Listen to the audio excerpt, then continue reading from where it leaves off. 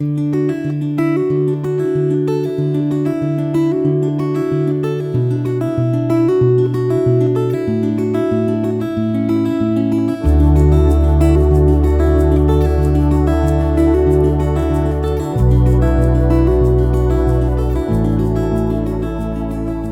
reading begins in 1 Kings, chapter 5, starting in verse 1.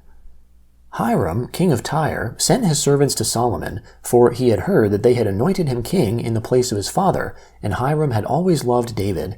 Solomon sent to Hiram, saying, "You know that David my father could not build a house for the name of the Lord his God, because of the wars which were around him on every side, until the Lord put his enemies under the soles of his feet.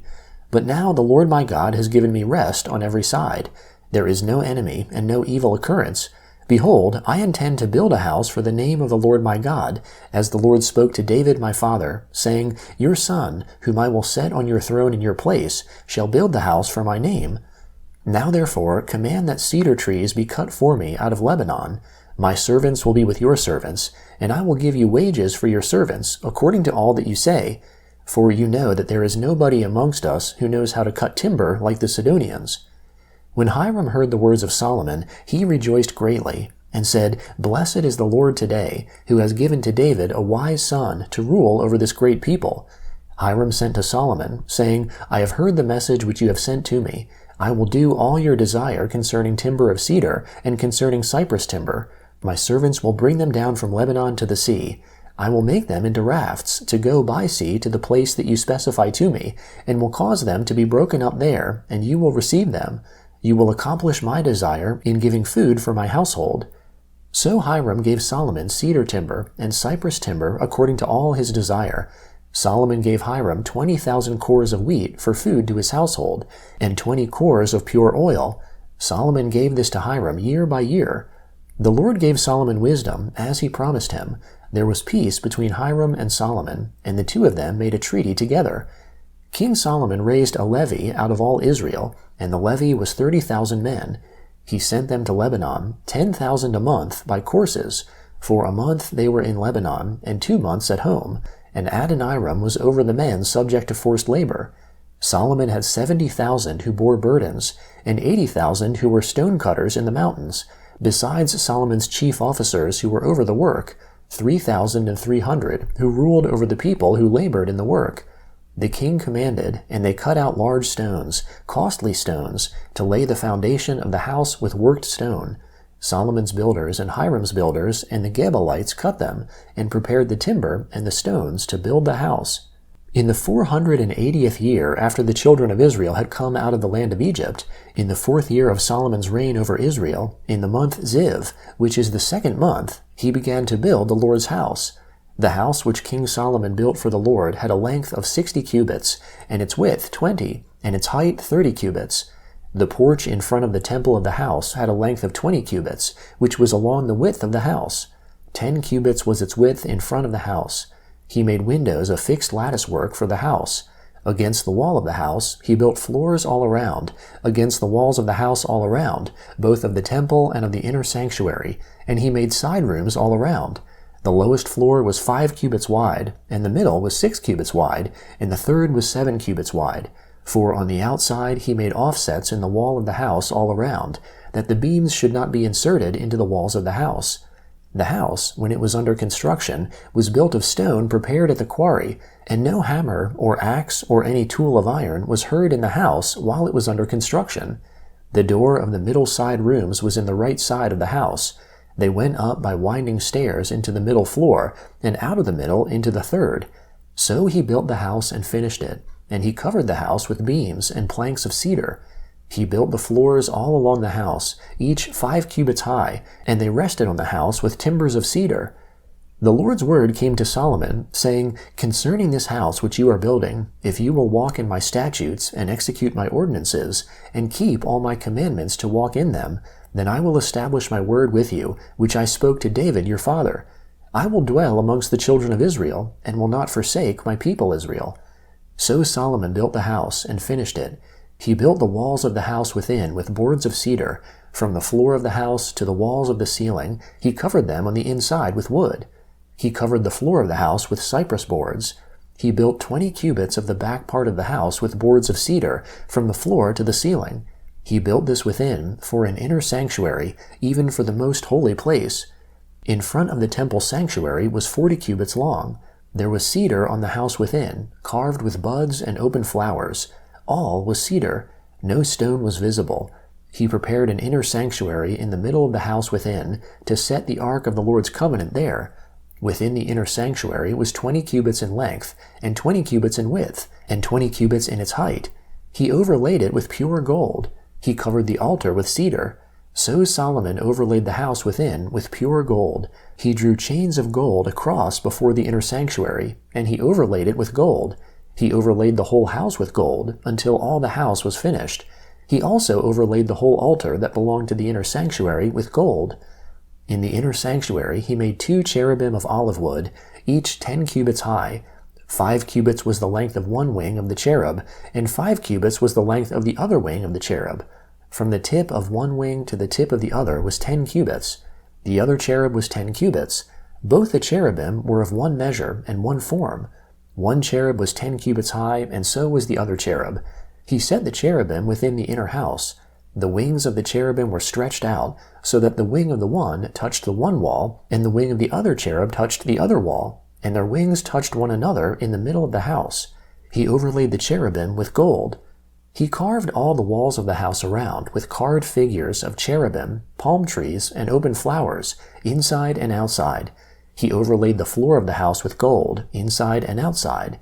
For the entrance of the inner sanctuary he made doors of olive wood. The lintel and doorposts were a 5th part of the wall. So he made 2 doors of olive wood, and he carved on them carvings of cherubim, palm trees, and open flowers, and overlaid them with gold. He spread the gold on the cherubim and on the palm trees. He also made the entrance of the temple doorposts of olive wood out of a 4th part of the wall, and 2 doors of cypress wood. The 2 leaves of the one door were folding, and the 2 leaves of the other door were folding. He carved cherubim, palm trees, and open flowers, and he overlaid them with gold fitted on the engraved work. He built the inner court with 3 courses of cut stone and a course of cedar beams. The foundation of the Lord's house was laid in the 4th year, in the month Ziv. In the 11th year, in the month Bul, which is the 8th month, the house was finished throughout all its parts and according to all its specifications. So he spent 7 years building it. The book of Acts, chapter 7, starting in verse 1. The high priest said, "Are these things so?" He, that is Stephen, said, "Brothers and fathers, listen. The God of glory appeared to our father Abraham when he was in Mesopotamia, before he lived in Haran, and said to him, 'Get out of your land and away from your relatives, and come into a land which I will show you.' Then he came out of the land of the Chaldeans and lived in Haran. From there, when his father was dead, God moved him into this land where you are now living. He gave him no inheritance in it, no, not so much as to set his foot on. He promised that he would give it to him for a possession, and to his offspring after him, when he still had no child. God spoke in this way, that his offspring would live as aliens in a strange land, and that they would be enslaved and mistreated for 400 years. 'I will judge the nation to which they will be in bondage,' said God, 'and after that they will come out and serve me in this place.' He gave him the covenant of circumcision. So Abraham became the father of Isaac, and circumcised him the 8th day. Isaac became the father of Jacob, and Jacob became the father of the 12 patriarchs. The patriarchs, moved with jealousy against Joseph, sold him into Egypt. God was with him, and delivered him out of all his afflictions, and gave him favor and wisdom before Pharaoh, king of Egypt. He made him governor over Egypt and all his house. Now a famine came over all the land of Egypt and Canaan, and great affliction. Our fathers found no food. But when Jacob heard that there was grain in Egypt, he sent out our fathers the first time. On the second time, Joseph was made known to his brothers, and Joseph's family was revealed to Pharaoh. Joseph sent and summoned Jacob his father and all his relatives, 75 souls. Jacob went down into Egypt, and he died, himself and our fathers, and they were brought back to Shechem and laid in the tomb that Abraham bought for a price in silver from the children of Hamor of Shechem. But as the time of the promise came close, which God had sworn to Abraham, the people grew and multiplied in Egypt, until there arose a different king who didn't know Joseph. The same took advantage of our race and mistreated our fathers and forced them to abandon their babies so that they wouldn't stay alive. At that time Moses was born and was exceedingly handsome to God. He was nourished 3 months in his father's house. When he was abandoned, Pharaoh's daughter took him up and reared him as her own son. Moses was instructed in all the wisdom of the Egyptians. He was mighty in his words and works. But when he was 40 years old, it came into his heart to visit his brothers, the children of Israel. Seeing one of them suffer wrong, he defended him and avenged him who was oppressed, striking the Egyptian. He supposed that his brothers understood that God, by his hand, was giving them deliverance, but they didn't understand. The day following, he appeared to them as they fought, and urged them to be at peace again, saying, "Sirs, you are brothers. Why do you wrong one another?" But he who did his neighbor wrong pushed him away, saying, "Who made you a ruler and a judge over us? Do you want to kill me, as you killed the Egyptian yesterday?" Moses fled at this saying, and became a stranger in the land of Midian, where he became the father of 2 sons. Psalm 127, starting in verse 1. Unless the Lord builds the house, they who build it labor in vain. Unless the Lord watches over the city, the watchman guards it in vain.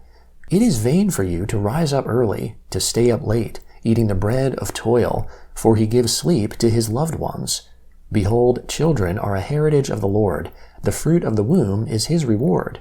As arrows in the hand of a mighty man, so are the children of youth. Happy is the man who has his quiver full of them.